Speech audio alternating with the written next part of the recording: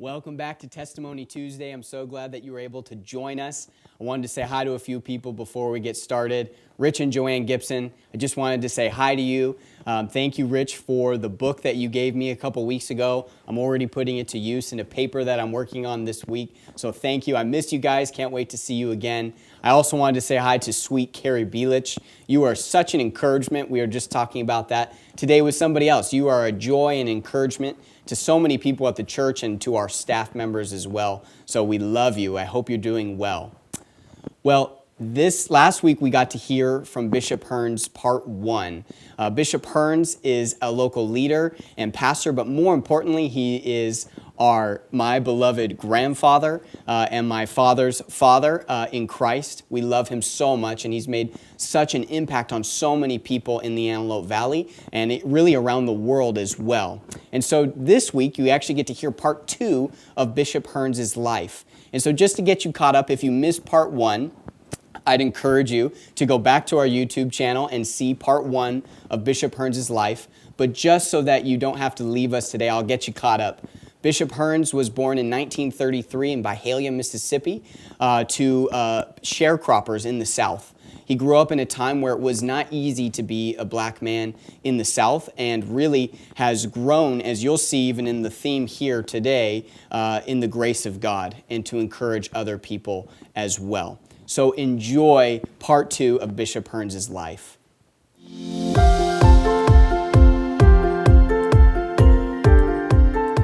Welcome back, everybody. We're so glad that you were able to join us for part 2 of Bishop Henry Hearns' life.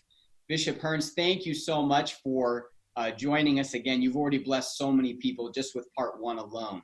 Thank you so very much, CJ. This is, I'm just honored as all get out to be here.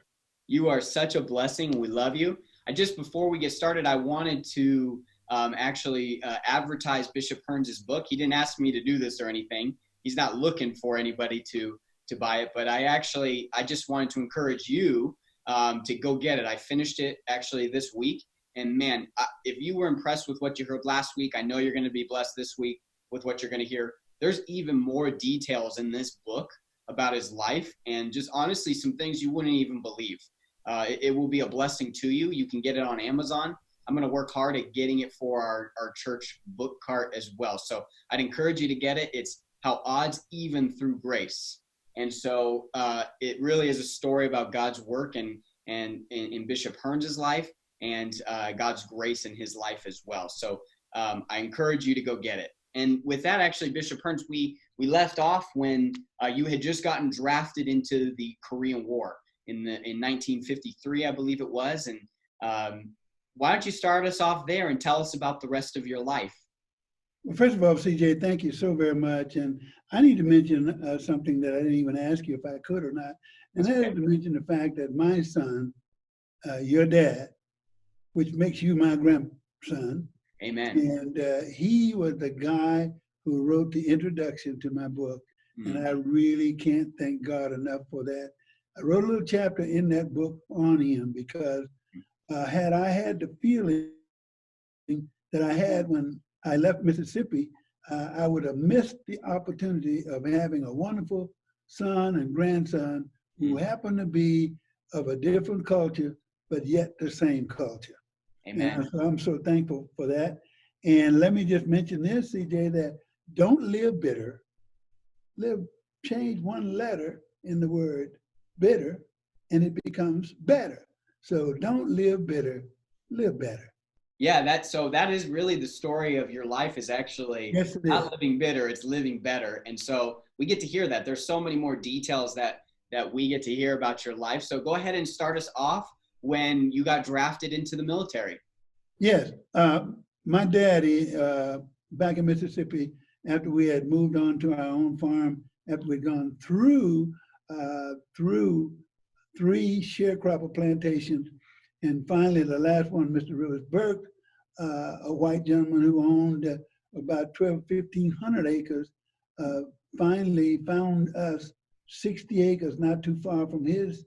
And Dad and Mom had saved the money that he sent from the services, and we had bought the 60 acres, and he along with Mr. Riversburg and some other white gentlemen that he knew, was able to keep me out of the service for 1 year longer. So on August the 6th, 1953, they didn't let me out any longer. So I was called to go into the Korean War. So after going to Fort Leonard Wood, Missouri, is where I did my basic training. And there was a couple of things that happened there that was very, very unique at Fort Leonard Wood, Missouri. We finished our first 8 weeks of basic infantry training. And then after the first 8 weeks, you go into the second 8 weeks, which trains you to do the job that you're going to do when you get to the career. So I was trained to be a combat engineer, building the bridges and blowing up bridges too, and whatever I had to do to get people where they needed to get to for war and fighting. And so the second 8 weeks, there was not a platoon sergeant. Okay. The Captain Green, selected, there were only 2 blacks in my organization, myself and another kid.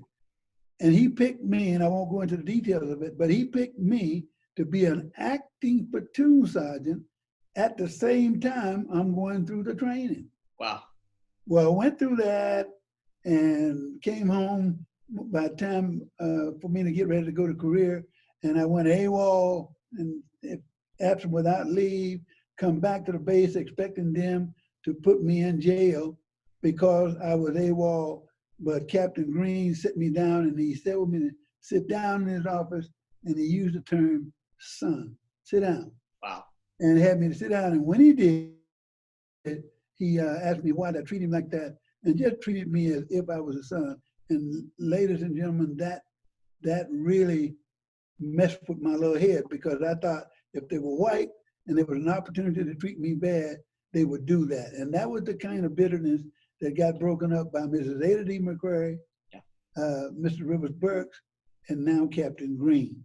Wow. And moving from that, when it was time to go overseas, he didn't put me in jail. He sent me along my way. And when I got on the boat to go overseas, got up on the boat one day, and it took 30 days to go from Oakland to Yokohama, Japan. And I still had a bit of that little black-white bitterness in me, a little bit of it. And so what I want to do is to let you know what happened to me on that boat. Right. Went up on top of the boat and I said, anybody want to play checkers and get beat? And this tall white kid, about 6'3" or 6'4", stood up and said, I'll play you. Long story made short, I played about 20 games. He had not won one game. And at that point I said, well, Bob, I appreciate this, but I need somebody who can give me some competition. And I got up to leave, CJ. And when I got up to leave, he grabbed me by the arm and said, Henry, do you know Jesus? Wow. And I said, yes, I go to church. He said, no, that's not what I'm talking about. Do you know Jesus from the Bible? Mm. Long story again, made short. Bob pulled inside of his pocket, pulled out his little testament, and began to walk me through Mark 12:29, Hebrew 11:6, Romans 10:9 and 10, and on and on. And when I left the top of that boat, brothers and sisters, believe you me, I knew who Jesus was. There was no doubt in my mind. And wow. Then on in, from then on in, I would lay down in the bunk, and when they would call us from the top of the ship to go down the bottom of the ship, I'd recognize the fact, and we going into a storm, and we went through many storms on that big boat with about 7,000 of us on it. And I would lay there thinking about this Jesus of the Bible. Get into Yokohama, Japan, and when I get into Yokohama, Japan, I met a guy by the name of Billy Gray, who had gone to Tennessee State. He had played football at Tennessee State and became an All-America halfback. And they give you a line number when you get on the boat, and then when you get off the boat, they give you your serial number back. Okay. By the way, for some strange reason, I still remember my serial number. Don't remember the line number, but I remember the serial number, ER 53 211 537. And Wow. that's what they gave me. That's what I went through the Army with. Well, anyway, we didn't get our line number removed. So when they didn't get my line number, Billy Gray didn't get his back either. And we got stuck together for 2 weeks in Yokohama, Japan, and got a chance to know each other. We talked about football and all kind of other things. Then we went on into Korea, and we were there for a few months and got everything cleaned up in Korea. And then they moved us from there to Okinawa. So when we get into Okinawa, Billy, being an All-America halfback, was selected there on Okinawa to be one of the coaches. He, and along with a white lieutenant, was the coach for a football team. I had not even seen a football, but he taught me how to play football. And long story made short, brothers and sisters, I could push a few people around. He's pretty good. Well, long story made short there, Billy, after having taught me how to play football, and I was good at it, he called his coach back at Tennessee State and said, I got a good one for you. This guy knows how to play football, and he's strong. Yeah. And so, but he didn't know I had not finished high school.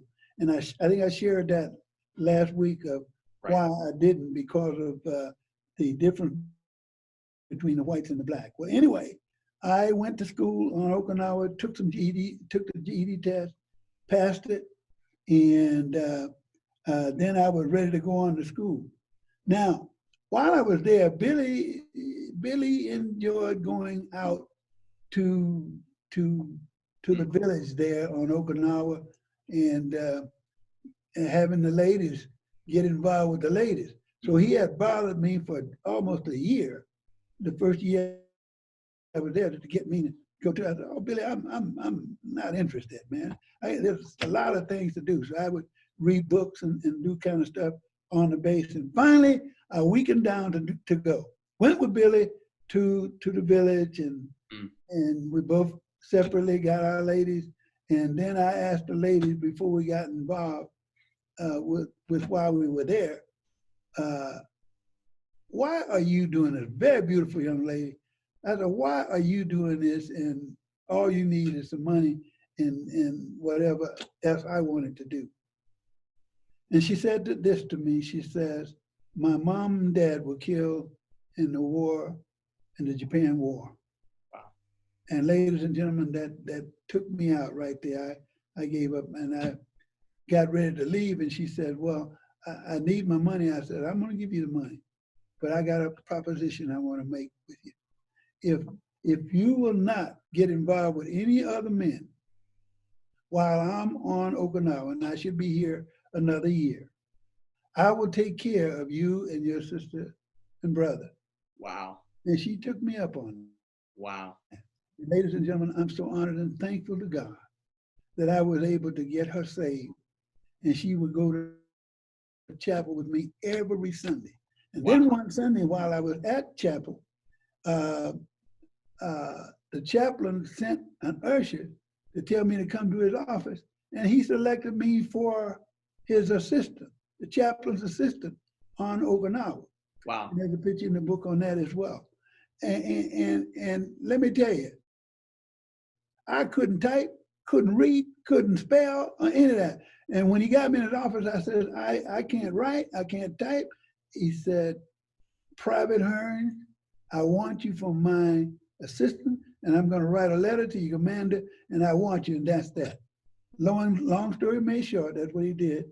And he had me then to begin to help him prepare his messages. And ladies and gentlemen, I can't tell you how much that really helped me in my life as I went along the road. Now, the last thing before I leave Okinawa, it was time to come back home after I spent just about 2 years on Okinawa. It's time to come back home. Well, now I had made corporal. Okay. 2 stripes. And so when I got ready to leave, I had a seat on the airplane, and you talking about a happy dude, because it ain't gonna be too long before I'll be home, and I'll be able to be with my girlfriend and my family and so forth. Anyway, a white dude stepped up who had a sergeant stripes, and the commander said, "Fall out, Corporal Hearns, fall out." And I fell out. He says, "Your seat has been taken by a sergeant, whatever it was," and he was white. Wow. Guess what came into my mind, folks? What came into my mind was that prejudice thing again. I cursed, I kicked my duffel bag, I did this and that and the other, but nothing helped. So in a few minutes, I got over with that. And when I got over with that, got ready to go catch the boat for that next morning. The loudspeaker came on up at the headquarters that the airplane that I was to be on fell in the middle of the Pacific Ocean. Wow. All was killed. Wow.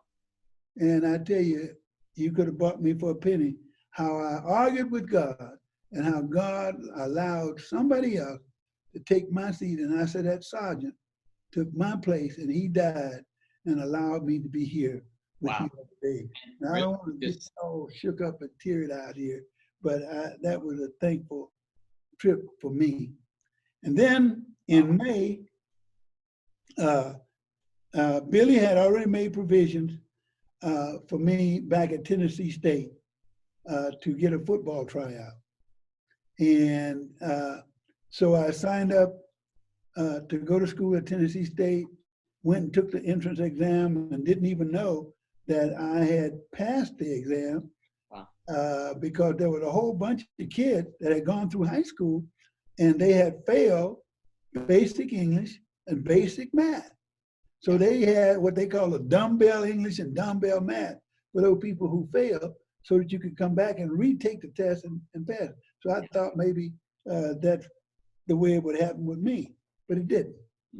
I took the exam and went out on the football field at practice one day, and Dr. Boswell, who was the vice president of Tennessee State, come to the ball field at a practice time, and he called me out and said, I want you to eat dinner with me tonight.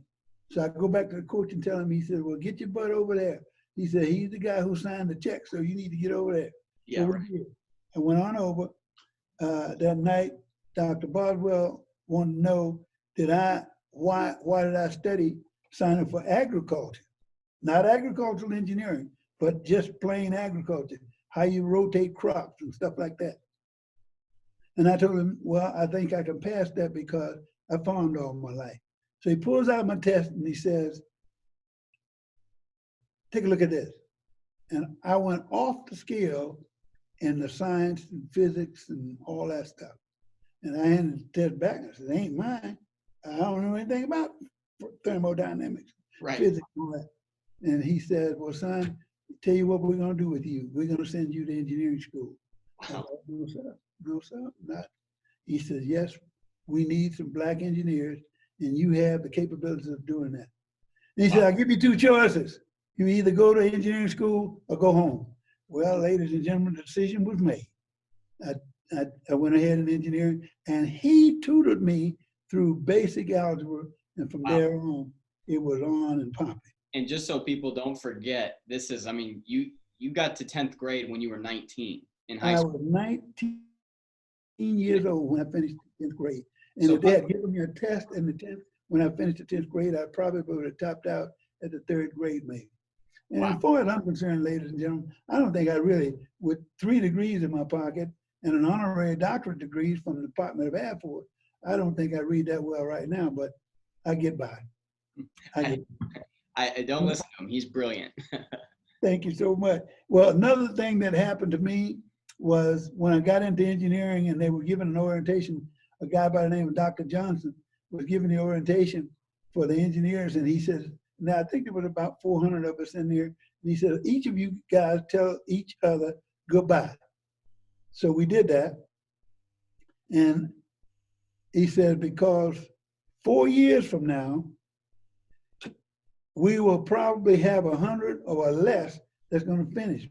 And then he walks over to me because I was the only football player in engineering, put his hand on my shoulder, and he said, son, you might as well quit now because football players only have strong backs and weak minds.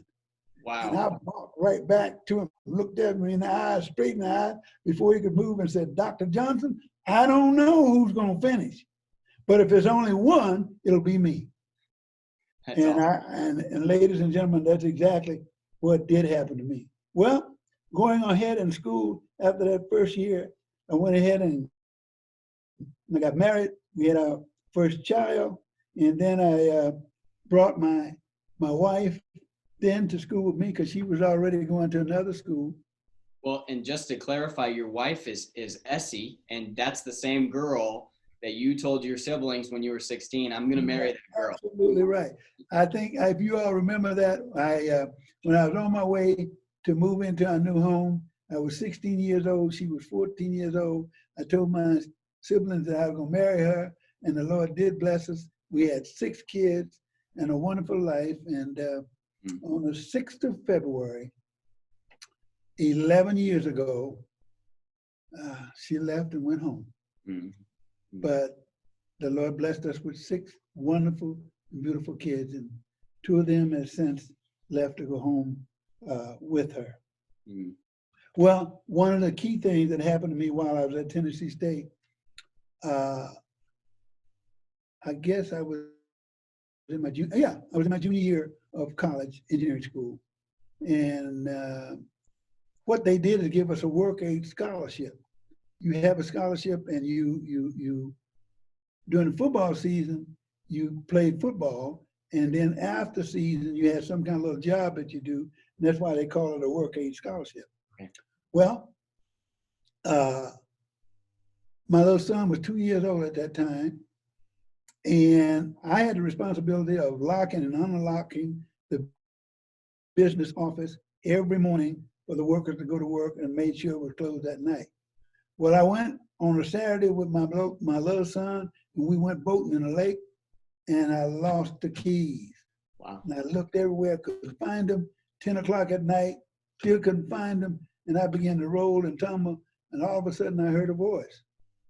And the voice says, you remember the promise you made me when you were behind the barn, if I would take you to Korea and bring you back without anything happening to you, you would do anything I asked you to do? And the thing that got me, I knew it had to be God. And the reason why it had to be God, because he remembered the dates and the place. Wow. Where I asked him to not let me die on foreign land. Wow. And so about 12 or 1 o'clock that night, he says, if you're gonna keep our deal, I'll show you where the keys are. And it was so loud, I touched my wife. I said, did you hear anything? She said, no, Henry, go to sleep.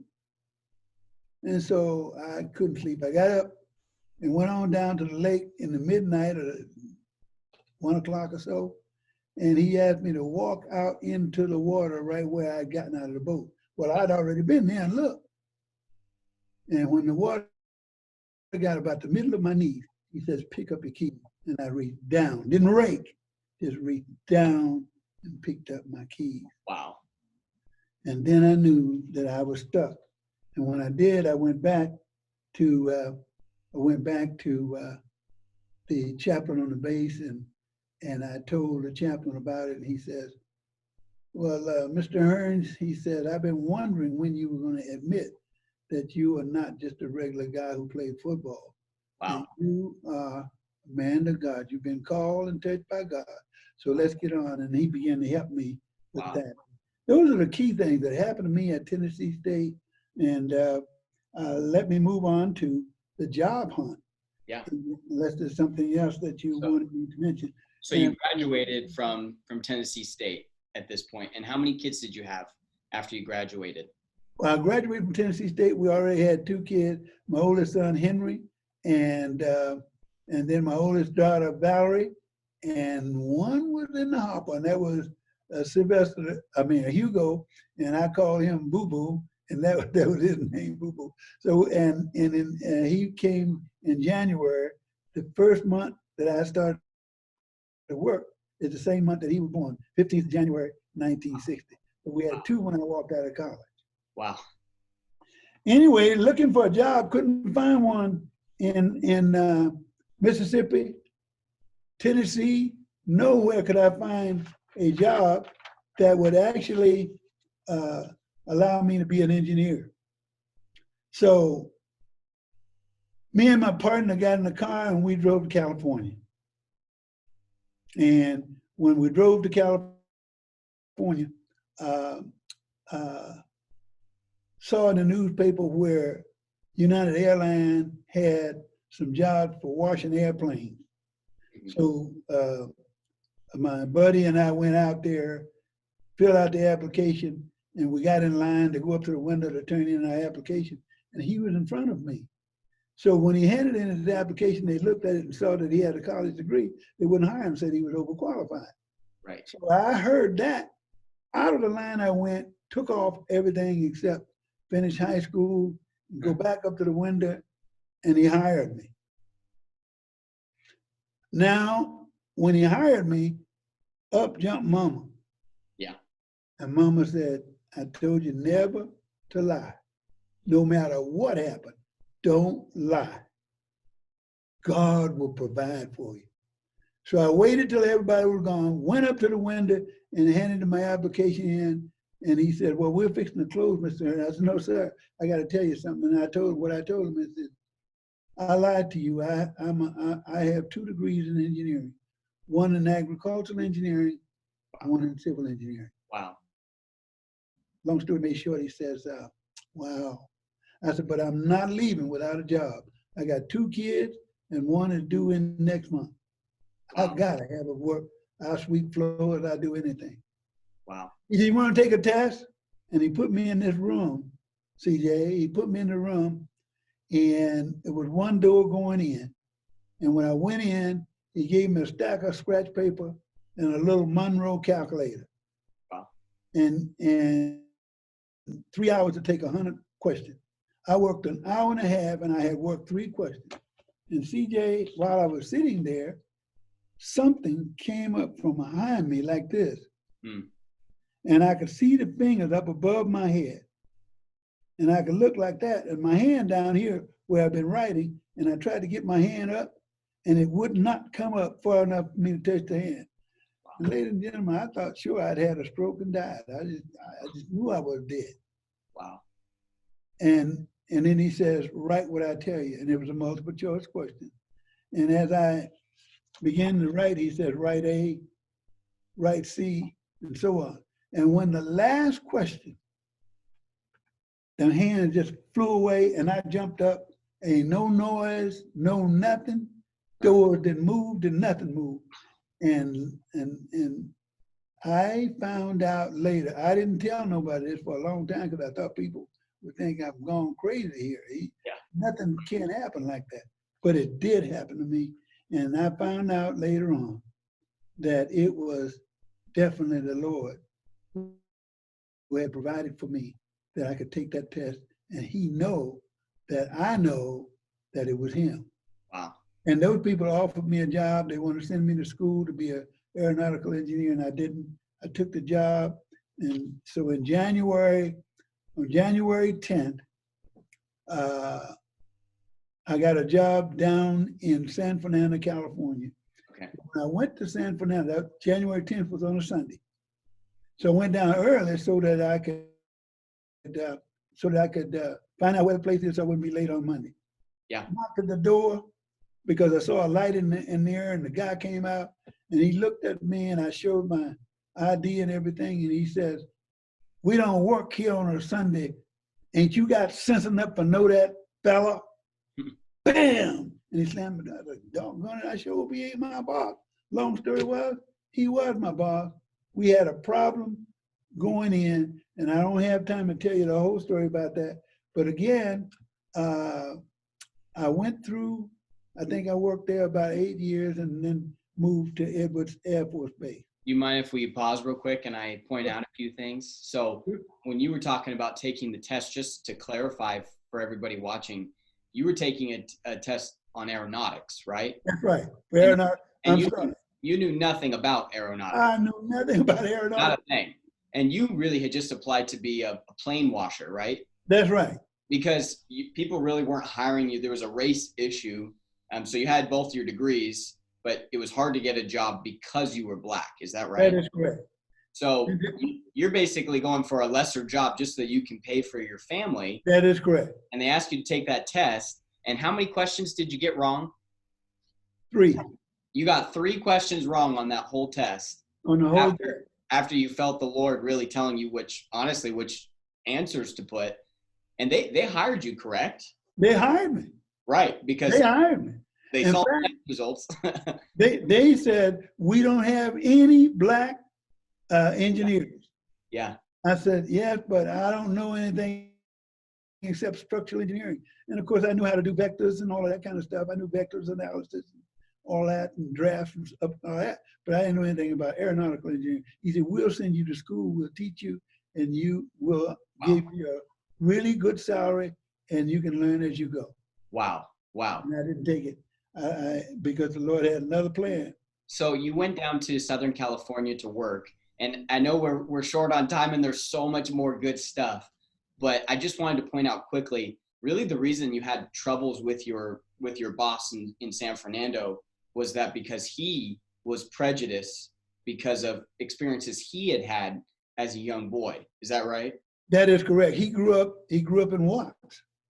Right. He had been mistreated much by black people in Watts. So he had been, there was He said, prejudice I'll against never him. have a black man to work for me, nor in my office. And so you guys really, for a long time, you had problems, right? I mean, you were treated All really. kinds of problems. But the thing is, he told me to go down and check one day for water flow in one of the channels, and I couldn't get to it because it was wet and muddy. And when I got back, I could tell him about all the rest except that one place. Yeah. And that one place was too muddy. And when I told him I didn't go there, he pointed his finger in my face and he had some real choice words. And I reached across the desk to get him. Wow. And when I did, and turn him aloof, when I did turn him aloof, I thought sure that the cop would be picking me up shortly. Right. And when he came back to me later that afternoon, after we had our rough up, and he said, preachers are supposed to forgive. So that teaches me a lesson that whatever we do, we've got to represent Christ. Right. Well, because you had been kind of doing some part-time preaching, right? Oh, yes. Oh, yes. While And he knew that. living in Pacoima, living down in San Fernando, that area. Now, so you guys ended up reconciling? Is that right? We reconciled and were good friends and everything. And then when the church came open up in the church that I pastored for 51 years, and that's the Missionary Baptist Church. And when the church opened up, I took a job out at Edwards Air Force Base and worked there for about 21, 22 years at Edwards Air Force Base. Well, and to point out, you worked at Edwards Air Force Base at one of its most fascinating times. I mean, it was absolutely it couldn't have been a better time for me, the time for the space shuttle and all of that. Yeah. And one of the most interesting jobs that I received was to put together a tracking system between Port Hueneme, wow, Edwards Air Force Base, and Utah. Wow. And I was to be the guy over that whole package. Wow. As a structural engineer. Wow. And, God blessed me to do that thing and beat the timing by about 30, 40 days. I was done with mine, had everything tested out, wrung out, and ready to go way before time. Wow. Wow. And ended up getting all kinds of awards and also an honorary doctorate degree from the Department of Air Force. So for anybody watching, Bishop Hearns is way too humble to acknowledge how smart he really is. So I hope that puts it in perspective for you if you're watching. The other thing was you started in about 1965, was it? Where, at Edwards? Yeah. 68. Okay, 1968. So 1968, just after Martin Luther King was assassinated. that's right. And just a throwback, you had met Martin Luther King Jr. at TSU, right? At TSU, I met Dr. Martin Luther King at TSU, and I never will forget it. He passed by me, and of course, he was only about 4 years or so older than me, and he walked by me and looked at me. I didn't get a chance to get close to him for long, but just a second. He said, "Young man, you're going somewhere. You're going somewhere. Keep up the good work." Wow. Wow. That's That, amazing. that was so good for me. That's amazing. But basically, when Martin Luther King was assassinated in 1968, that had a great effect on the country, right? It really, really did. In fact, uh, when I got hired, Bill Bassett, by the way, that comes to me now, was the guy who hired me in the civil engineering department at Edward. And he and his daughter heard me speak for the very first memorial service that was held for Dr. Martin Luther King here in the Lancaster and Antelope Valley area. So as soon as I walked in, he knew who I was. I didn't know who he was. And immediately he asked me when was I ready to start to work. Wow. Wow. But this part of the tracking system was to continue our tracking system. There was already plans and movement in the space when I took this project over. Wow. Wow. What a fascinating time. Now you're working at Edwards Air Force Base and you're pastoring part-time in Little Rock. Absolutely.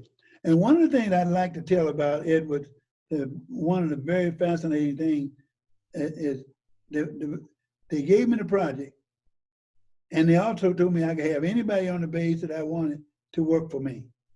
Right. And I got hold to a guy who was the master of doing a microwave system. And when I walked in his office, he looked at me and he knew why I was there, because he knew he was the best at putting together a microwave system. Yeah. And he says, "Get the H out of my office." Yeah. Now, I ain't even done nothing but walked in and spoke. Wow. I ain't never worked for no nigger. Wow. And I ain't about to start, and wow. Especially a dumb nigger like you. Wow. And I assumed that he thought that I was gonna get all upset and get him fired or what have you, but I didn't. I didn't lose my cool. I just told him, "I'm not ready really to leave now because I got a question for you, Bob." I said, "Number one, the first part is true. Wow. First part is I am dumb because I don't know anything about microwave systems. If I did, I wouldn't need you." Right. "But I don't quite know what a nigger is. If you could help me with that, I may be one of those too."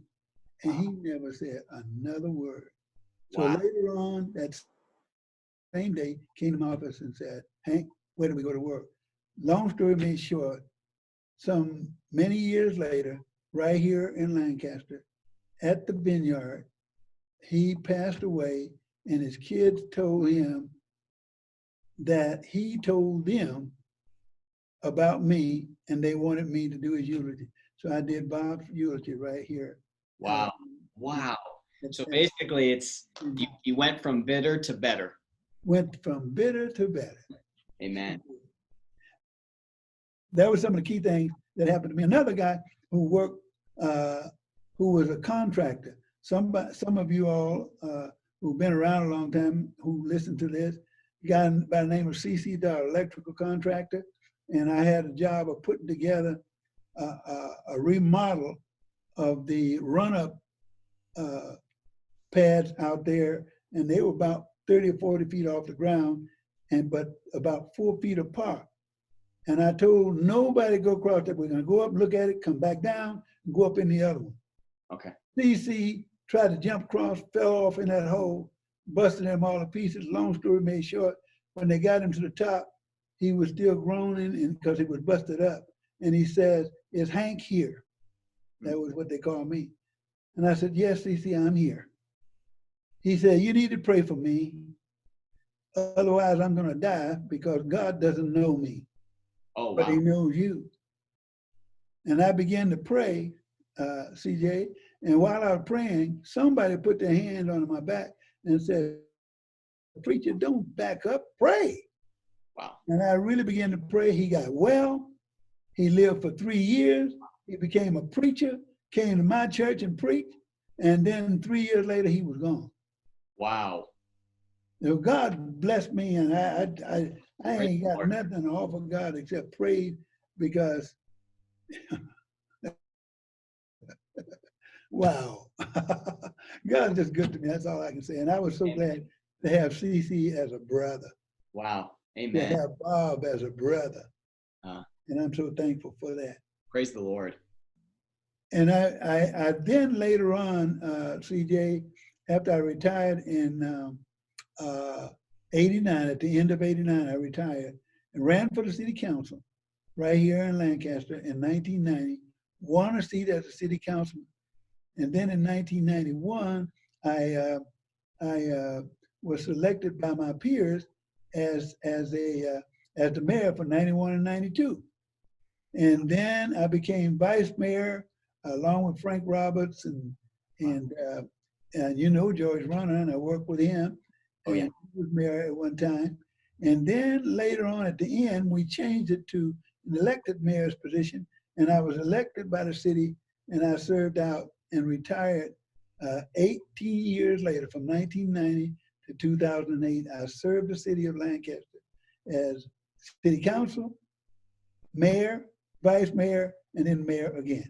Wow. Wow. God's been good to me. And that's when I met your wonderful father. And therefore, he brought me a great grandson, and I'm thankful for it. Oh man, are we thankful for you? You are such a blessing. And really, I mean, I wish that there was more time to go into more detail about what the Lord has done. Let me mention this one thing, Yes. CJ, and I'll shut up with this, and that is when I retired from the city and from being pastor, I became a helper and a trainer for many young pastors. Yes. And I'm not right now working with a group that helps families and husbands to come together. And the Antelope Valley Partners for Health, I'm on that board. So my whole life now is to work for people like your dad and you, and for this community again. Thank you for letting me on. God bless you. Go ahead. Bishop Hearns, you have been nothing but a servant, even your whole life. And I think really the theme of what you said is it's not about living bitter, it's about living better. And my hope for anybody that's watching is that they would feel that same call to not live bitter, but live better, no matter what prejudice might have come against you, or even unfairness that might have come your way, or even suffering. Really the key is to trust God, really give it to the Lord, and live better because of that.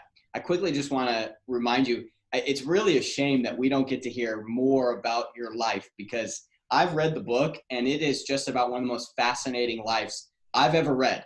And so the reason I keep bringing it up is not for your sake, Bishop Hearns, for people to read the book, but actually for anybody watching, for your sake, to read the book, because I know it will be an encouragement to you if you read it.